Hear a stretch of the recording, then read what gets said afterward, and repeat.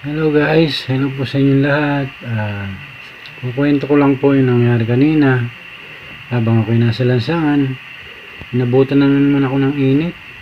Nahihilo na naman ako. Pero hindi pala lahat ng center ganun. Hindi totoo yan. Meron akong nadaanan. Shout out sa Barangay Bintog, Clara del Bulacan. Pagpasok ko ron, nasikaso kagad nila ako. Tinutukan ako ng ventilador. Pinainom ako ng tubig, biniti nila ako, tapos binigyan ako ng gamot.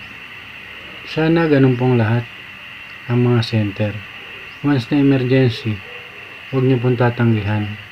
Bigyan niyo po ng karapatan na malunasan ng karamdaman ng bawat sambayan ng Pilipino. Hindi man taga ron sa inyo, taga ibang lugar man, dapat ganun po.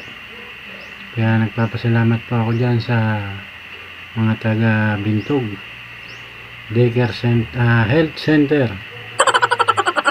Thank you so much po. Maraming salamat. God bless po.